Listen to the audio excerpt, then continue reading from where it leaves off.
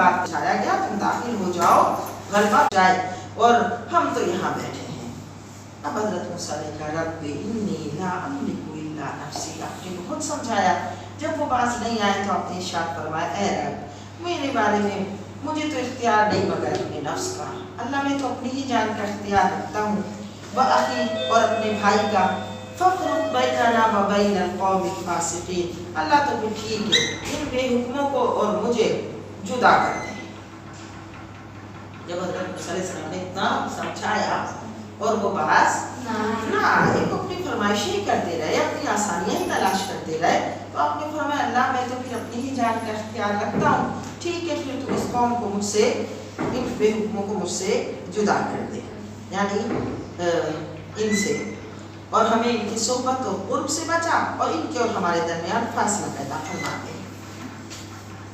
क़ाला फरमाया फ़इन्नहा मुहर्रमतुन अलैहिम अर्बईन सनतन, तो अब वो ज़मीन इन पर 40 साल तक हराम कर दी गई।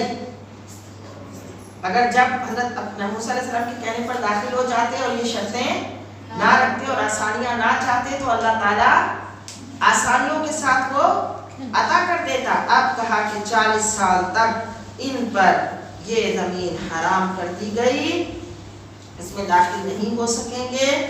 और अब क्या होगा, यतीहूना फिल अर्दी, भटकते फिरे ज़मीन में, अस्तग़फिरुल्लाह, क्या भटकते फिरे ज़मीन में। ज़ाहिर है जिसको अल्लाह ताला आसानी के साथ नेमत दे और उस नेमत को आसानी से कबूल ना करे तो फिर अल्लाह उसको उसी के उसमें भटकने के लिए छोड़ देता है कि जा भी भटकता, फिर यहाँ से लेना है ले ले, और वो ले तो नहीं सकता, लेता तो वहीं से जहाँ से अल्लाह चाहे।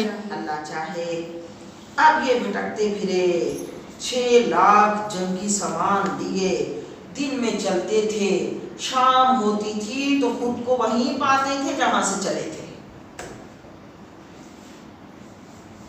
और उन पर ऐसी परेशानी आ गई। और जो हज़रत मूसा अलैहिस्सलाम के साथी थे उनके लिए अल्लाह ताला ने आसानी फरमा दी।